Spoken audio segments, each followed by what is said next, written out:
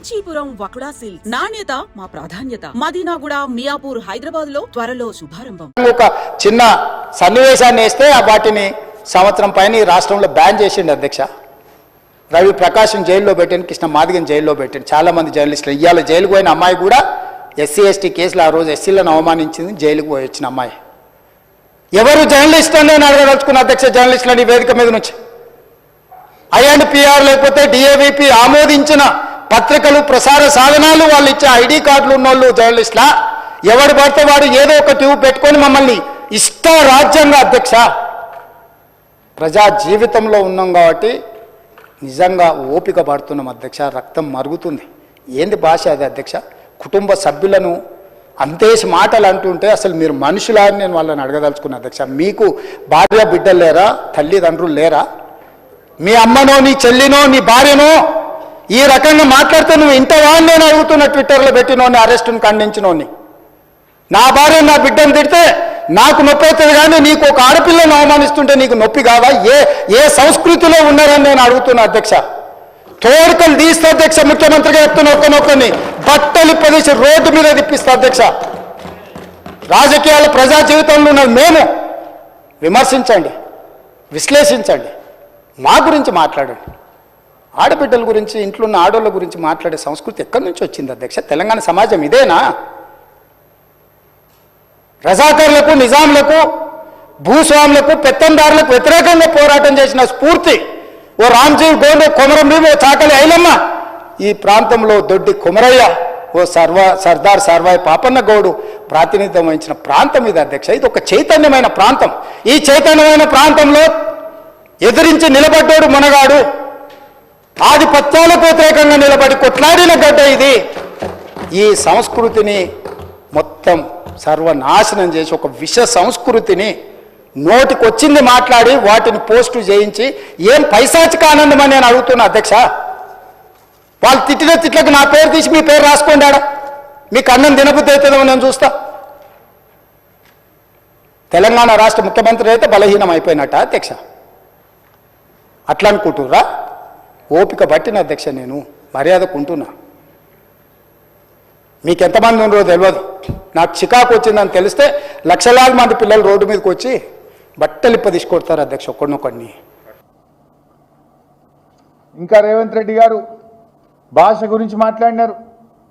ఇవాళ ఆయన బూతులు, అసలు ఆ బూతులు వినడానికే ఒళ్ళు జల్లరిస్తుంది. మీరు చూడండి ఆయన బూతులు. అసలు ఈ రాష్ట్రంలో నిన్నేదో పెద్ద నీతి మంత్రులు లెక్క మాట్లాడుతున్నాను. ఏమని ఇట్లా మాట్లాడొచ్చునా, ఈ రకంగా మాట్లాడితే మంచిదేనా అని చెప్పి నిన్న మాట్లాడుతుండు. అసలు ఈ బూతులకు ఆద్యుడెవరు? నువ్వు కాదా రేవంత్ రెడ్డి గారు? అసలు నువ్వు మాట్లాడినటువంటి బూతులు నిన్న ముఖ్యమంత్రిగా నువ్వు బట్టలు ఇప్పదీసి రోడ్డు మీద కొట్టం అని జర్నలిస్టులను పట్టుకొని మాట్లాడుతావు, సంస్కారహీనంగా మాట్లాడుతావు. అసలు గతంలో రేవంత్ రెడ్డి గారు మాట్లాడిన భాష ఒక్కసారి చూసినాక నేను మాట్లాడతాను. ఆంజయ్ బాబు షార్ట్గా పెట్టు.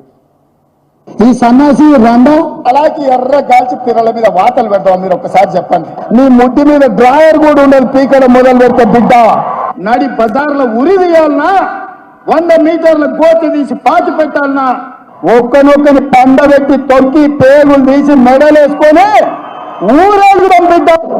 లోకల్ ఛానల్ అడ్డగలు చేస్తే చూస్తూ తొక్కుతూ అంటారు. పండబెట్టి తొక్కి పేగులు తీస్తే గవర్నమెంట్ కొడుకులు నొక్కనొక్కని. అట్లాంటి లప్పుడు నా కొడుకులతో నేను సమాధానం చెప్పను. అమ్మ మీద ఇంట్లోనే అన్ని తెచ్చి చూపించుకోమని చెప్పారు, టీవీలో వేసుకోవడానికి ఏం అభ్యంతరం లేదు.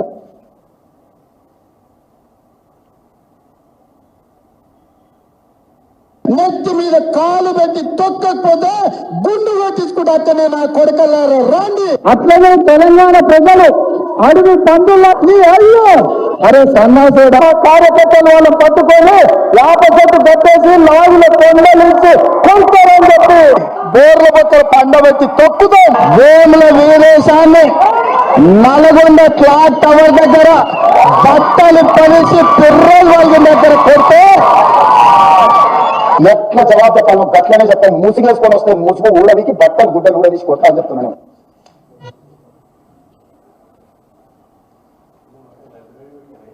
ఇంకా చాలున్నాయి. ఇంకా మా వాళ్ళు మరి 5 నిమిషాలు తయారు చేస్తే వద్దులే ఆ బూతులు ఉంటే ఇంకా ఇప్పటికే పిల్లలు చెడిపోతున్న రాష్ట్రంలో 1 నిమిషానికి కుదించమని చెప్పిన. ఈ వ్యాఖ్యలు విని విని సమాజం చెడిపోతుంది, వద్దు 1 నిమిషం చాలని చెప్పిన. అంటే నేను అనేది ఏంటంటే, రేవంత్ రెడ్డి గారు నీ భార్యాబిడ్డలే భార్యాబిడ్డలా? ఎదుటి వాళ్ళకు భార్యాబిడ్డలు ఉండరా? ఎదుటి వాళ్ళకు అక్కా చెల్లెలు ఉండరా?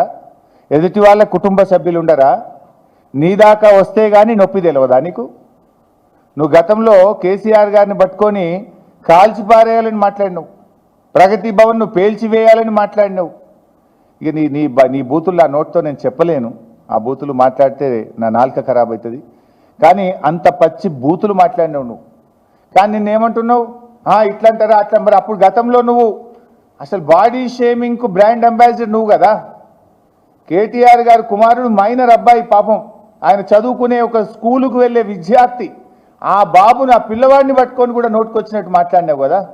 నా ఎత్తు పొడుగు గురించి కూడా అడ్డమైన కూతలు కూసినావు కదా నువ్వు. అసలు బాడీ షేమింగ్కు రాజకీయాల్లో అవకాశం ఉంటుందా? ఏం మాట్లాడుతావు నువ్వు? అసలు మనిషివా పశువువా నువ్వు?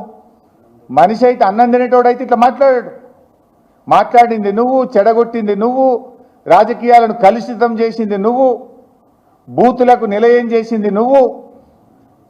ఏదో 100 ఎలుకలు తిన్న పిల్లట నేను శాకాహారిని అన్నట్టు బూతులకు బ్రాండ్ అంబాసిడర్ నువ్వు.